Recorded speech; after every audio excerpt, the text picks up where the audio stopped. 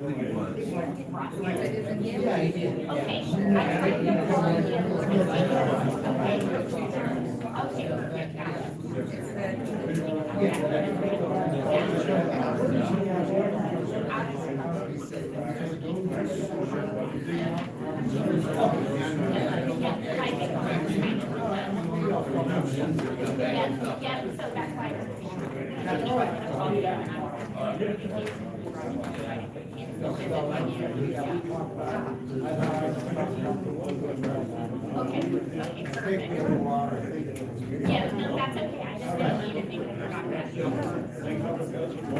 No, we need to keep on that.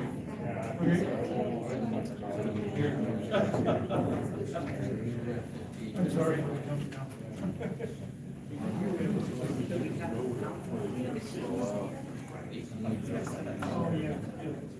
I guess they saved it till the last thing, so.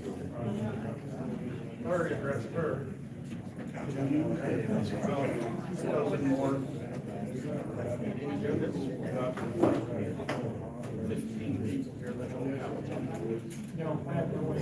That was my question. Like, No, they bring them. They bring them when they come. Oh, they bring them downtown. you can get them on your phone. You have a smartphone.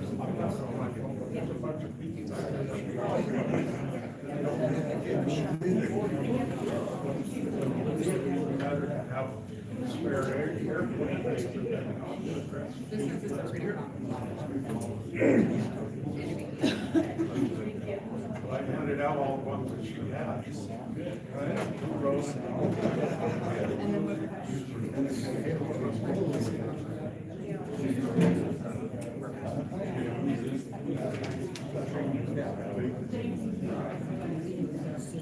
They're out of luck, you guys don't have them.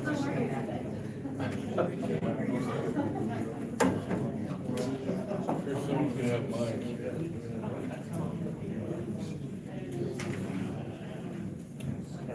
There you go, Dave. Louis wants it?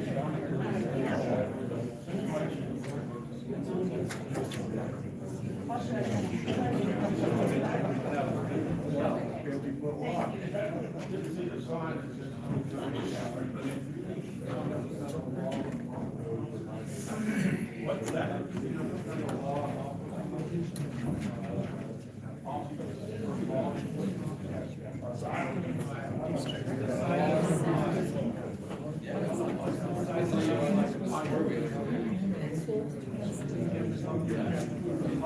We did it all the time.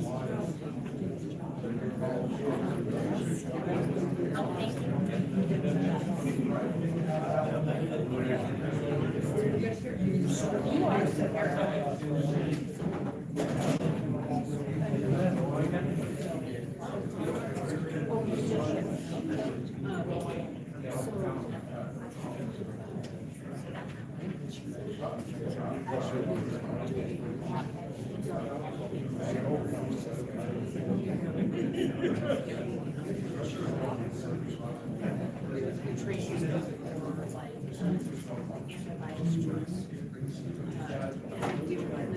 Not yet.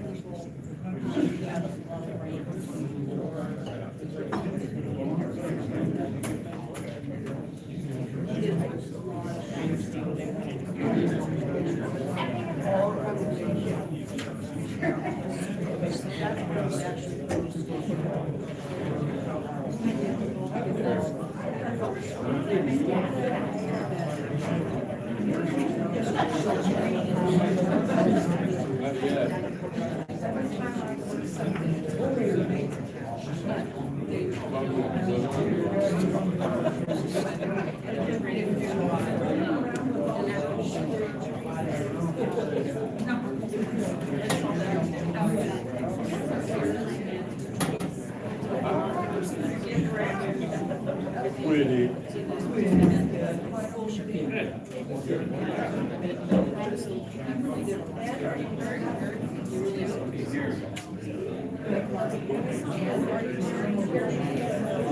Yes. I'm still sitting in the front row though, so I don't miss that. If I have to do it, stop.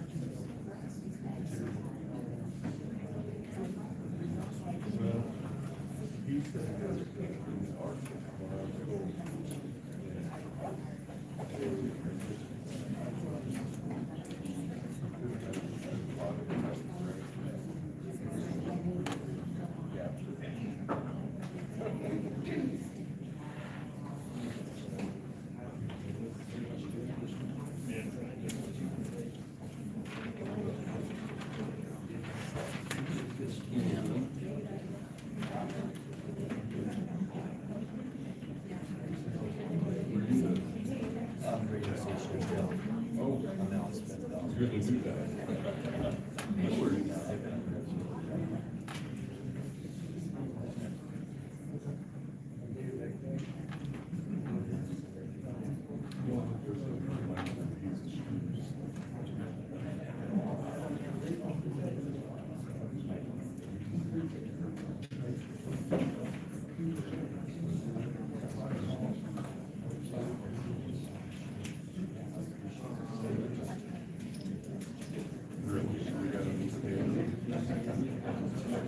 Two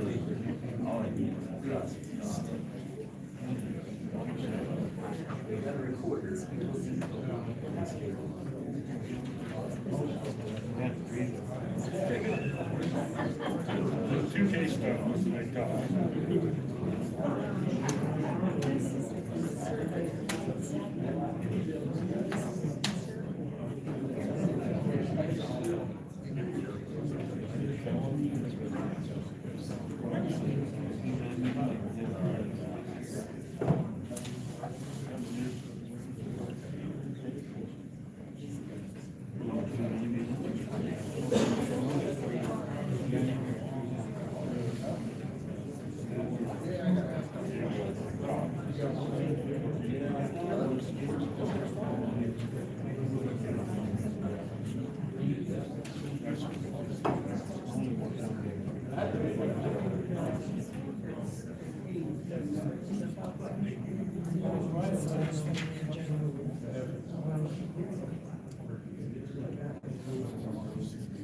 There's some chairs over here.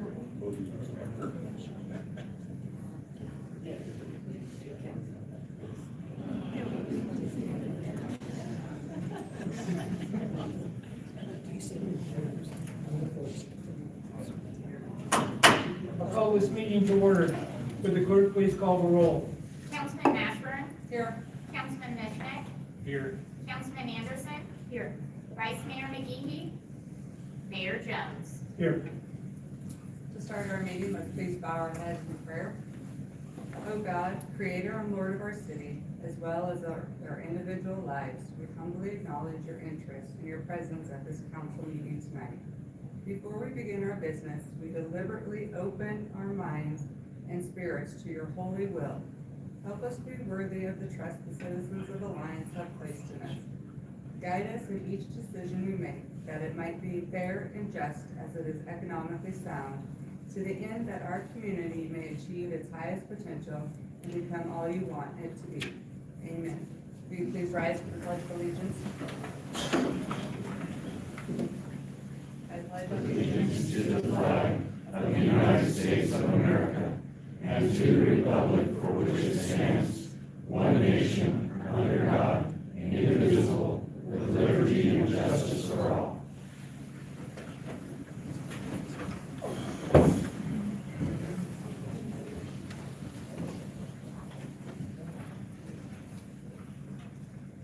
For the public's reference, a copy of the open meeting law has been posted on the northeast corner of this room in the audience area. This posting complies with the requirements of the Nebraska legislature.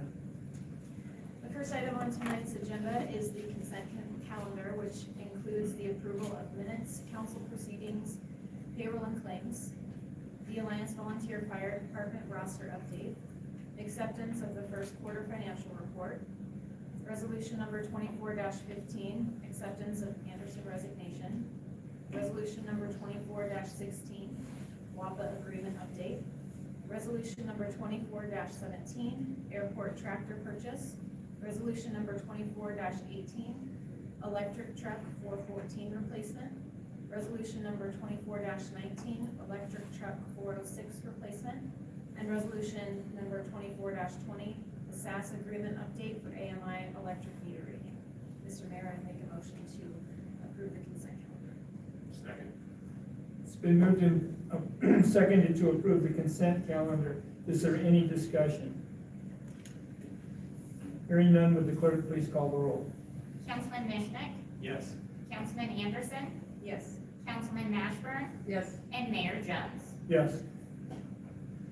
Next item on tonight's agenda is a certificate of appreciation for Councilperson Mary Anderson.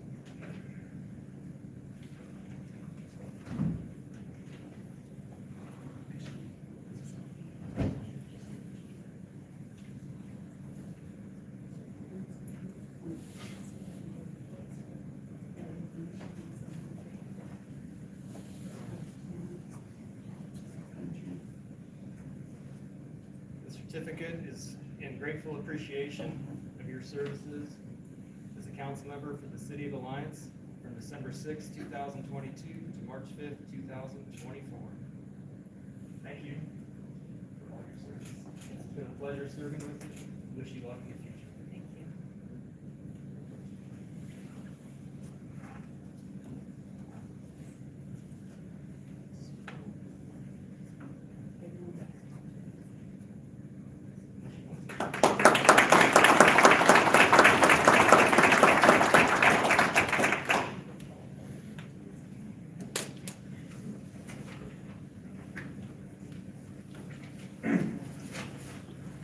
I would like to talk a little bit more about Mara's service, not just to the city council, but also to the city of Alliance. As the art director, Mara was especially proud of the programming that she did that offered help for children. Mara stated that when she first started working at the art, she noted there was a group of kids who came after school every day and stayed until the rec center closed at 9.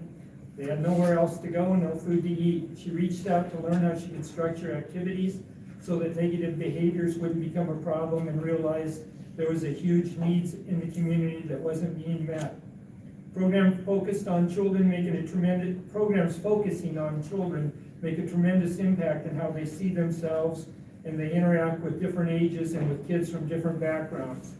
Poverty is a mindset, so kids from different socioeconomical groups work and play together affects how they view each other and how likely they will continue those friendships outside of places like the Ark.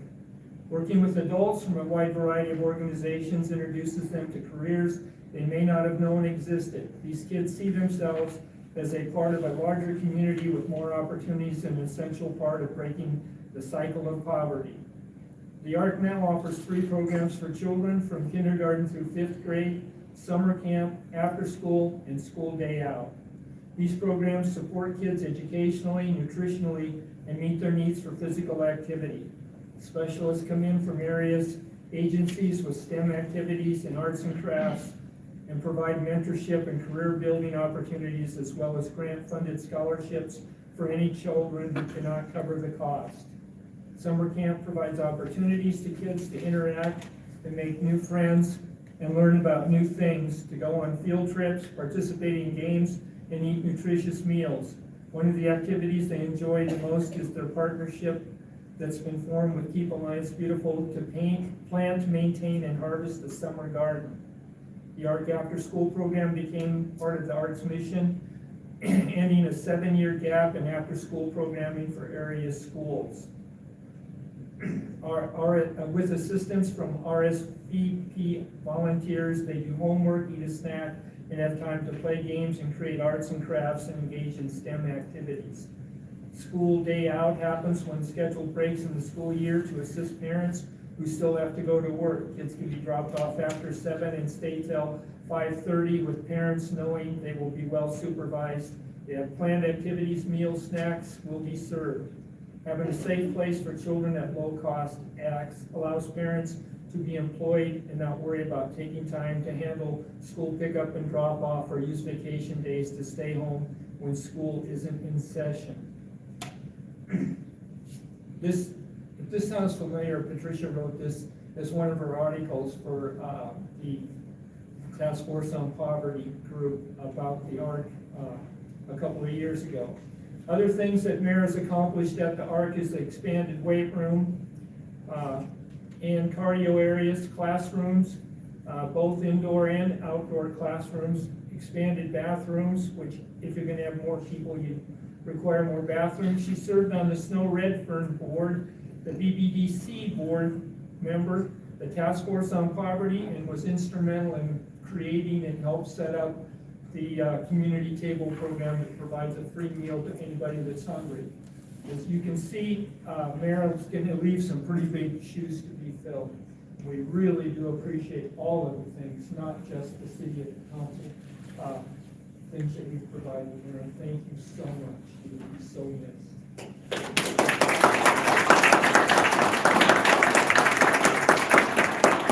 If you are interested in trying to fill Mara's shoes on the city council, I wanted to clear up some misunderstanding that's been circulating.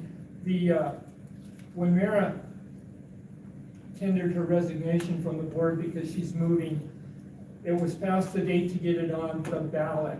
But I called the Secretary of State when we got it and asked if there was any way we could put her position on the ballot, even though it was past the deadline. And he said he did, and at the last meeting, we actually passed a resolution and sent it to the Box Butte County Clerk. The deadline for filing for Maris remaining 2 years on her position will be July 15th for incumbents and August 1st for non-incumbents. So contrary to what you may have been led to believe, her position will be on the ballot this November. It will not be at the primary, but it will be in November.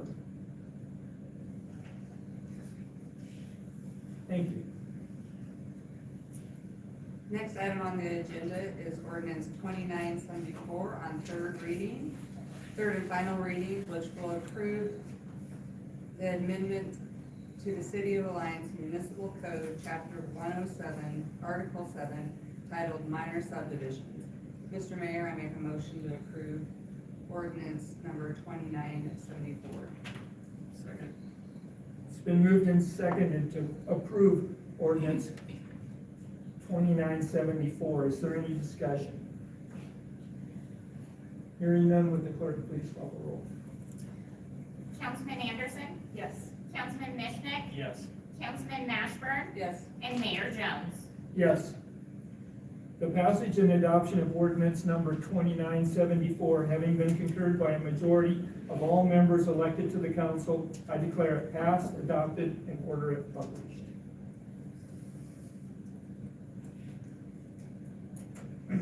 The next item on the agenda is a public hearing on ordinance number 2975, the final plat for the Hillcrest Edition. Now is the time, date, and place to conduct a public hearing on the final plat for Lot 9A Hillcrest Edition, a replat of Lot 9, Block 3 Hillcrest Edition to the City of Alliance, and unplatted lands in the southeast quarter of Section 25, Township 25, North Range 48, west of the principal meridian, Box Butte County, Nebraska. I will open this public hearing at 7:11. Is there anyone here to speak on behalf of this replat?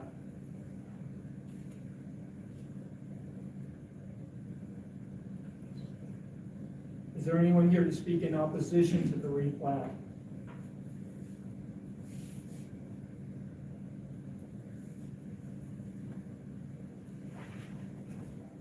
Is this, You need to already? come up to the podium, state your name and your address.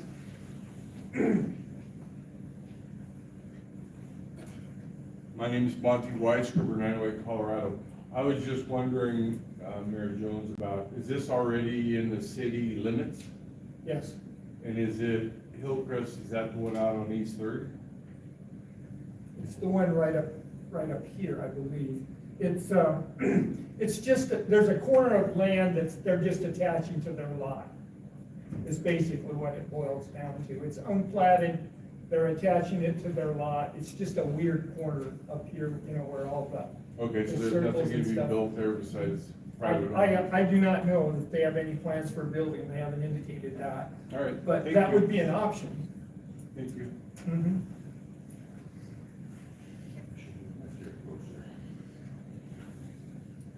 Anyone else? Okay, I would close the public hearing at 7:12. Now, ordinance number 2975 on second reading, which is the final plat of the Hillcrest Edition. I would move for passage of ordinance number 2975 on second reading. Second. It's been moved and seconded. Is there any discussion? Would the clerk please call the roll? Councilman Mashburn, Yes. Councilman Mishnick, Yes. Councilman Anderson, Yes. and Mayor Jones. Yes. Next item on tonight's agenda is ordinance number 2973, the mean agreement. This ordinance is before council on the first reading, which will accept and approve the agreement with the Municipal Energy Agency of Nebraska, MEAN, for the adoption of MEAN Schedule M Modernization Initiative. Mr. Mayor, I would make a motion to approve ordinance number 2976. I'll second. It's It's been moved and seconded to approve ordinance number 2976. Is there any discussion? Mr. Mayor, I would move that the statutory rules requiring the reading of ordinance number 2976 on 3 different occasions be suspended. Second.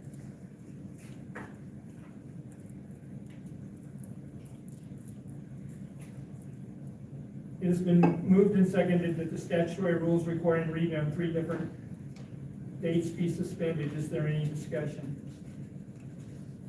Clerk, would you please call the roll? Councilman Mishnick, Yes. Councilman Anderson, Yes. Councilman Mashburn, Yes. and Mayor Jones. Yes. 4 votes in favor of the motion have been received. That being more than 3/4 of the council present, the motion is declared passed. The council now has it before it, ordinance number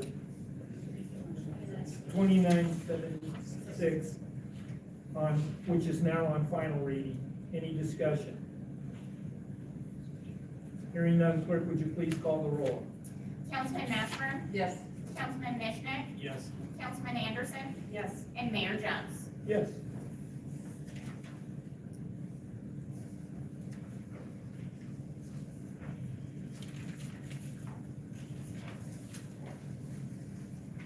Okay, the next item on the agenda is a agenda request from Karen Trussell, Tamara Woods, Jeff Schneider, Tim Smith, and Spencer Sanchez, and Joshua Trussell to speak before the Alliance City Council regarding the hiring of police chief.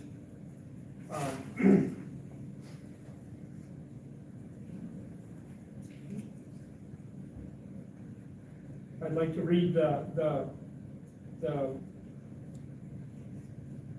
ordinances that cover this. Each person addressing the city council shall step up to the microphone, shall give his name and address for the record, and they shall limit their address to 5 minutes. All remarks shall be addressed to the city council as a body and not to any member therein.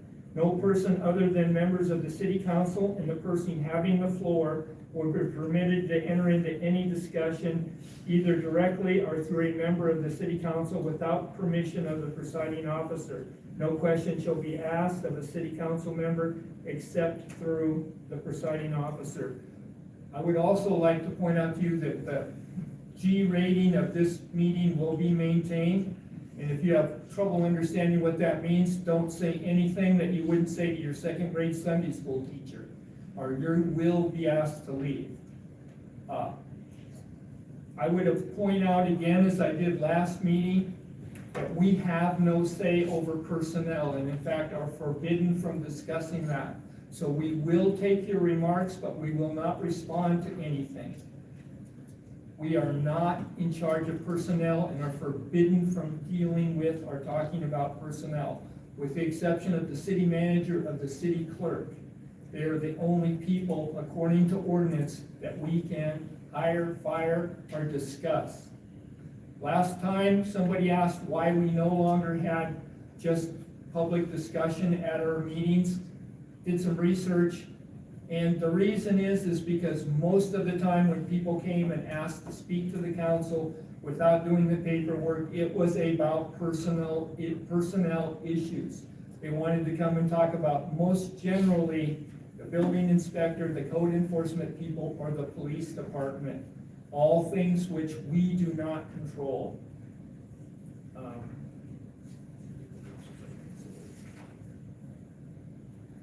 Again, anybody that comes and speaks to us, you have a 5-minute, I will set my timer on my phone so that you have the 5 minutes.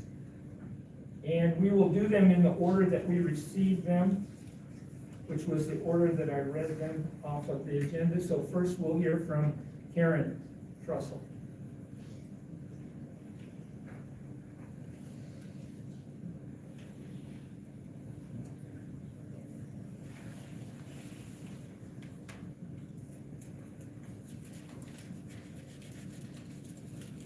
I'm Karen Trussell, 1117 Meadowlark Avenue, Alliance.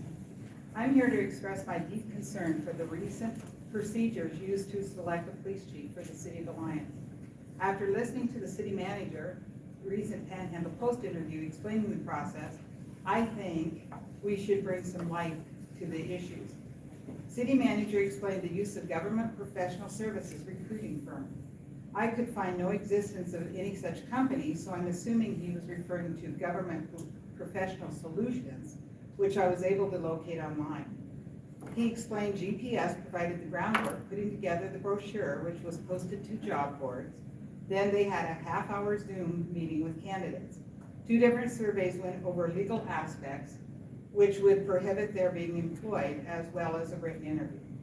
All this information was scored, candidates were ranked, then the highest ranked candidates were recommended to the city. The city developed a short list from within those recommendations. The day of interviews, 3 to 4 police chiefs and sheriffs from around the Panhandle came together for interviews on the technical side to ensure the candidates knew the terminology and had modern policing practices. The next round was the Civil Service Commission who ranked who is hireable. Finally, they go to a 1-hour interview with the city manager, sprinkling in some social engagements to give the opportunity to interact with other departments. After analyzing all of the information from all the sources, we're told to believe from the very beginning of this process with GPS, the candidate provided his side of the past, which would clearly follow him to any new position he chose to take. We're told they reached out to the new police chief's 6 references who all vouched for him. Isn't that what typically is the purpose of references? Proverb 18:17 states, "He that is first in his own cause seems just, but his neighbor comes and cross-examines him." Where in this process did the candidate's neighbors get the opportunity to cross-examine him? At any point in the process, did any hiring agent or city manager member dig deep enough to get the story from the candidate's victims? It would seem not, as when the news article with the past deviant actions came to light to the public, the city manager swept it under the rug, saying only one reporting agency picked up the story. Unfortunately for the city manager, community members are smart enough to reach out directly to the journalist, a brave neighbor who may be able to cross-examine him. Imagine our shock when we were told by the publisher that this single report the city manager referred to was based upon hundreds of pages of complaints and information. Did you contact even one singular human being from the other side to hear the opposing side story before you disregarded it? Did you happen to glance your eyes upon a single one of the 100 of pages used to form that single report? Sometimes the truth isn't popular to publish. Perhaps it isn't best to cite the number of agencies reporting a story, but rather check into the validity of the story being published. The city manager and every agency you claim had full knowledge absolutely failed to do this. Shame on you. What's worse is for you to double down in trying to continue to help this man find position of power to abuse by bringing him to serve over us in Alliance, Nebraska. How dare you look at us and tell us this was the absolute best candidate for our community? There's only 3 conclusions to be made from your statement. Number 1, America is in a sorry state where we're allowing ourselves to be policed by deviants who have no business with power over the public in a system dead set on kicking the can down the road to protect on pensions.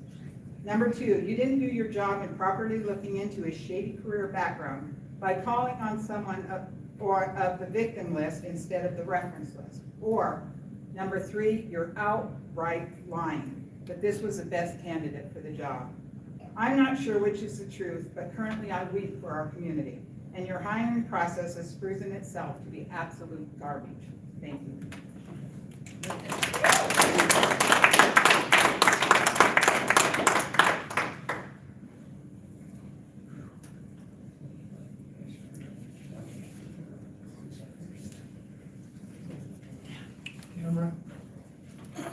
Camera. Thank you. I'm sorry, thank you, Karen.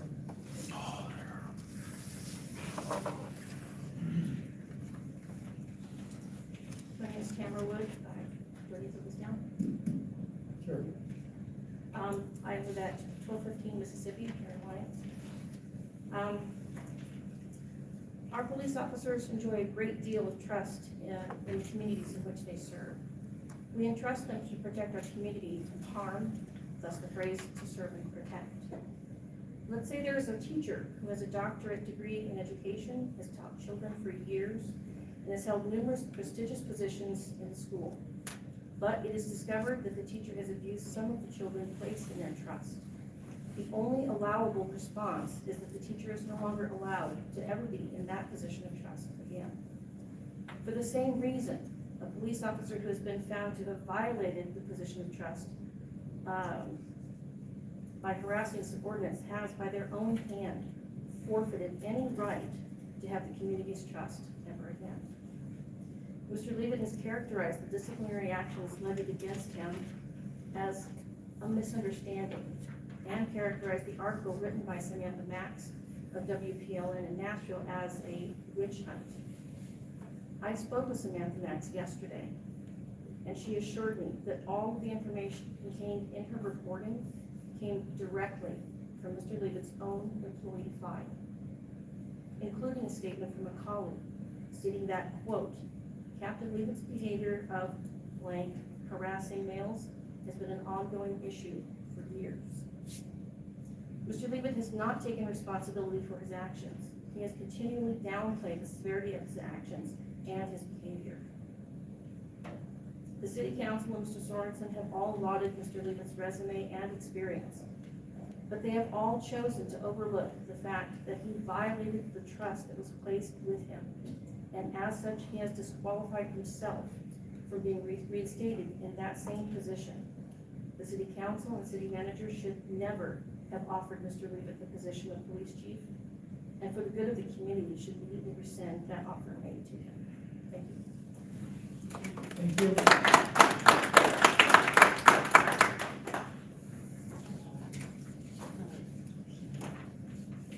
Jeff?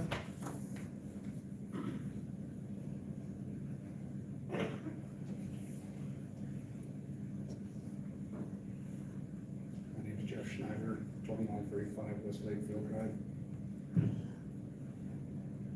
I hate speaking publicly, so if I'm not really eloquent, just forgive me. When I read the WPLN article and heard that Mr. Levitt was still offered the job of police chief, one of the facts of the article, I was shocked and dumbfounded. One of the defenses of this decision that was put forward by the city was that the story was only reported by one news outlet, implying the story was false.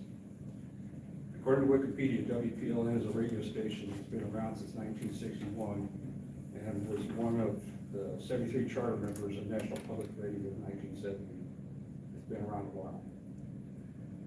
According to their article, How We Reported WPLN News Investigates Behind the Blue Ball, the data they used in reporting that series included interviews with more than 20 current and former Metro Nashville Police Department employees, data sets with every hire, promotion, departure, decommissioning, complaint, and disciplinary action from 2010 to 2020, 30 personnel files, recordings of multiple investigative interviews from Metro Nashville Human Resources, and MNPD's Office of Professional Accountability. In addition, WPLN was given access to silent logs records, which included transcripts of interviews of accusers, emails, whistleblower letters, and police department records. Regarding the article specific to Mr. Levitt, Alliance resident Joe Betancourt, who couldn't be here tonight but gave me permission to use the emails, reached out to the author of the article for comment. And this is the first one's her, Samantha Max's response to him. Hi Joe, thanks for reaching out.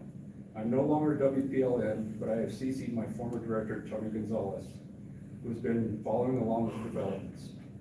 We reported a story using public records from Mr. Levitt's personnel file, which we obtained through an open records request. And then her editor, Mr. Tony Gonzalez, also replied, says, hi Joe, Samantha is right on with her description. The report is heavily based on MNPD records. I could see in our fact-checking history that we had at least 8 reports totaling some 245 pages. So we offered the job to a man who has shown a pattern of inappropriate sexual behavior towards his subordinates, who abused his access to police databases, which is illegal and abuse of civil liberties, and who is an operations manager of a security company accused of hiring non-certified officers and having them in roles impersonating real police officers. How is that gonna build trust with our community, let alone the members of our already dwindled police force? I recently spoke to 2 former APD officers who recently left the department. Both specifically told me that if the city doesn't get this right, that Alliance may end up not having a police department at all. However, both talked about the respect they had for Kurt Felker. One of them mentioned how morale was terrible under the last police chief, but the morale improved once Felker took over the interim role. Much has been made of the supposed extensive hiring process. In the post-podcast interview with Jason Wentworth, it was stated that the local candidate did not score as high as the other candidates. So I have a few questions. Did anyone, anywhere along the line, ask any employees from the Alliance Police Department for their input? Regarding the scoring system, did it include scoring for bravery? Mr. Felker took a bullet for this community back in 2012. How about honesty? Who did and didn't deceive by allowing non-certified security personnel to impersonate police officers?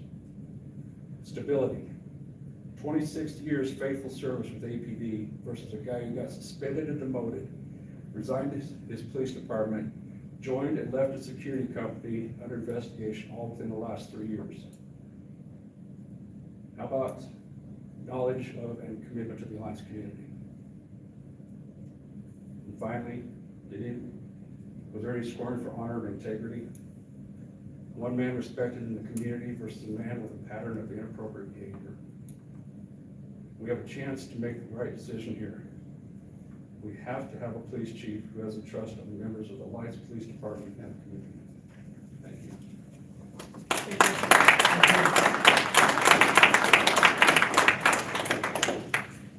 Tim Smith?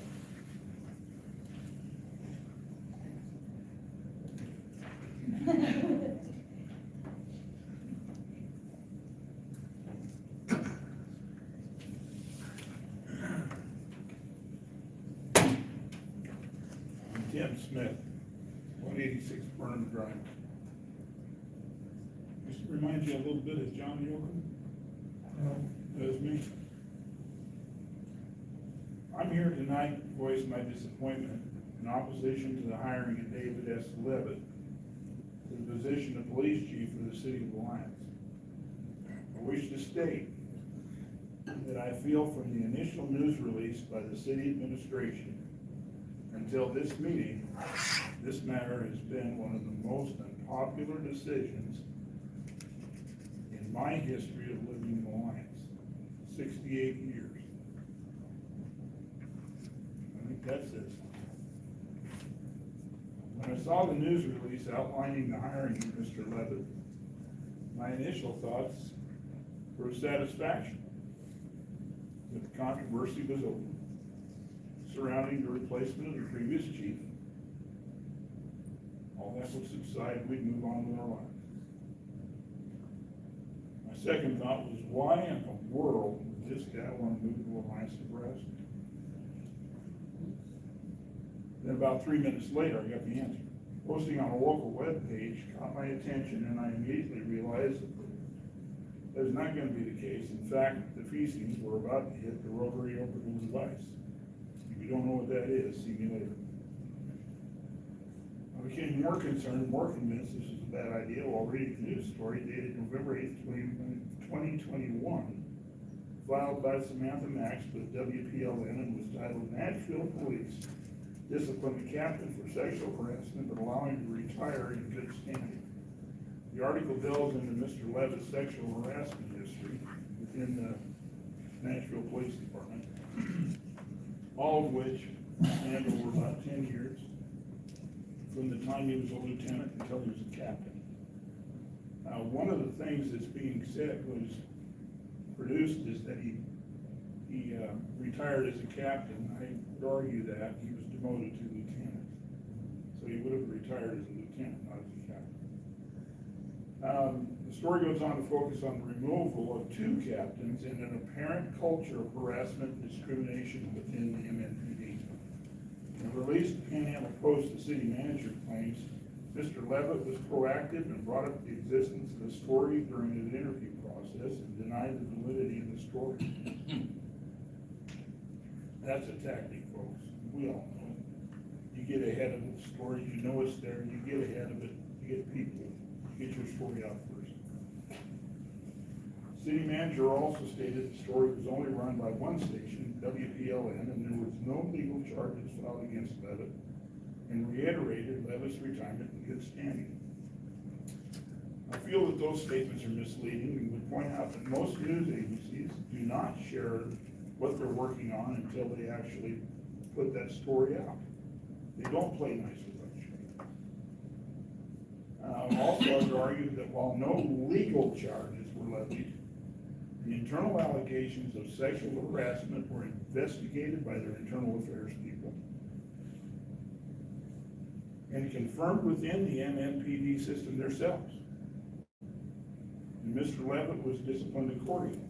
Confirmation of Levitt's discipline was obtained after a link was provided by a multimedia publication, Digging Deeper Daily, provided a copy of the meeting minutes of the Civil Service Commission from Nashville and Davidson County dated November 9th, 2021, with page 4 listing David S. Levitt as being demoted to the rank of police lieutenant. An asterisk preceding his name is explained on page 5 as demotion from captain to lieutenant. Retirement in good standing would always be possible as a voluntary decision, and it should be noted that the decision was made after serving a 20-day suspension and being demoted to lieutenant. Further corroboration was also shared by Joe Betancourt after emailing Samantha Fox. She and news director Tony Gonzalez with WPLN both confirmed the information used in the article is heavily based on MNPN records. It was obtained through an open records request. Amazing. Mr. Gonzalez also provided a link to a follow-up story outlining the process used in the investigation of the allegations. I'd like to point out that all of this information, was easily obtained through simple Google searches and a few emails by a few people. If I can find it, anyone can find it. Time's up. Thank you.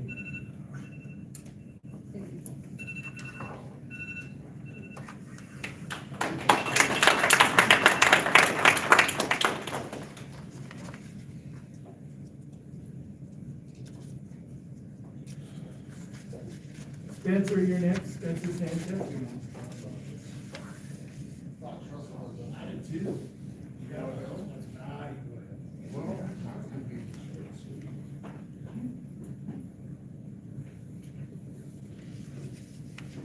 Hello. My name is Spencer Sanchez. I live in 605 Riley, here in Ordinance, Nebraska. I didn't bring a whole bunch of paperwork, information, facts like everybody else, because it's pretty straightforward. Like Tim just said, everything's found on Google. Everything's floating around on Facebook. Information's easy to obtain these days. I just have a couple questions of why. Why and how did you all come together and make this decision? How, with all the facts that everybody has brought up, everything that's been seen on Facebook, the news, social media, how is this guy coming into our city, and how is he the best fit for this, is what I'm trying to say. It's rather frustrating, and I know a lot of Alliance citizens feel the same way. It's pretty obvious, I guess. There's a lot of people on Facebook, I guess, sharing their feelings, telling what they see and how they feel. But, you know, I guess, you know, the moral of the story is, I guess, if it walks like a duck, quacks like a duck, it's a duck. Okay? I mean, this guy has had a reputation of having bad decisions repeatedly. So I mean, why, I mean, he left, more or less got kicked out of Tennessee and floated over here to, you know, stray away from his problems. So why would you want to bring that here to our citizens in Alliance? Why would you want to, have that propaganda here for all of our citizens to deal with? So, I mean, we just want answers, you know? We just need to know how and why this all came about. I guess that's it for me. Hopefully, Trussell could, you know, clean it up for me. Thank you. Josh?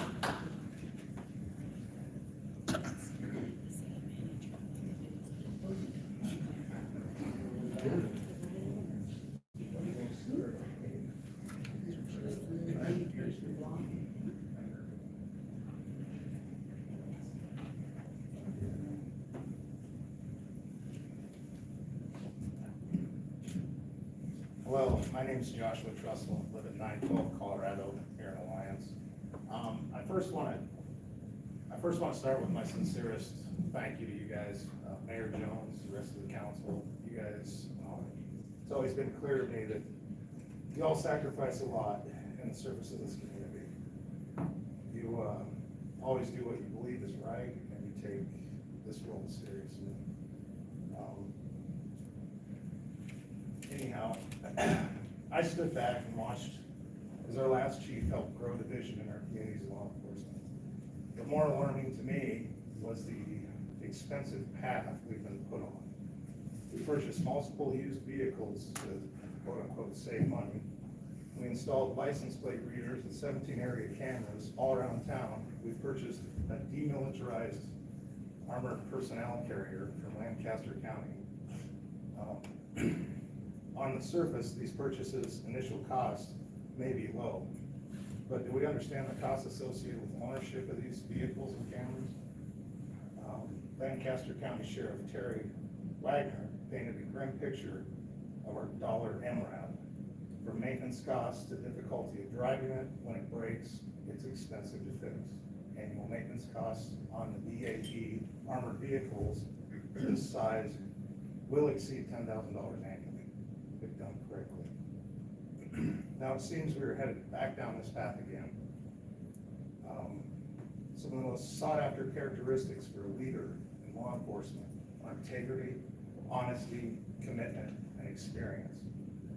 Once we start to sacrifice these qualities, our community in the end suffers. On February 15th, the city released an announcement in which half of the letter was dedicated to the explanation of the hiring process. I found that to be a little strange. I'd like to know how someone with multiple sexual harassment allegations, a documented demotion late in 2021, and then operations manager for a security firm that is under investigation. How will he be successful in a role where integrity and honesty are keys to success? I believe this choice is going to cost the taxpayers of Alliance even more. I hope going forward we can make better hiring decisions in such important roles. How much time do I have? 2 minutes and 20 seconds. I'll forfeit that to Sam so we can finish. That's all I have. You guys. It's not your time to give. 10 minutes, 5 minutes, that's all it gets. So you can finish your. That's it. That's all I have. So thank you. Thank you. Thank you.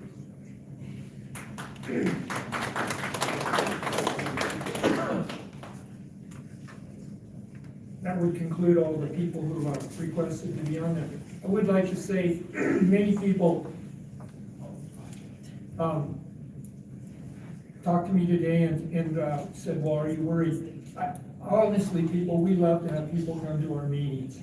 I mean, for the last 7 meetings, I believe, there's been no one here but us.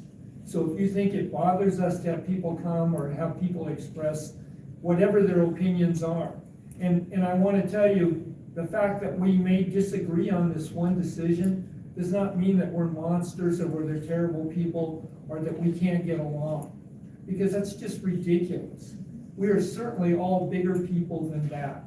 And I hope that we can disagree and still be friends. We're still your neighbors. We're still the same people we were last week before the controversy started. So thank you all, and I declare this meeting adjourned. And I hope you please express your gratitude to Councilman Anderson for her service to this city. You know, the question is,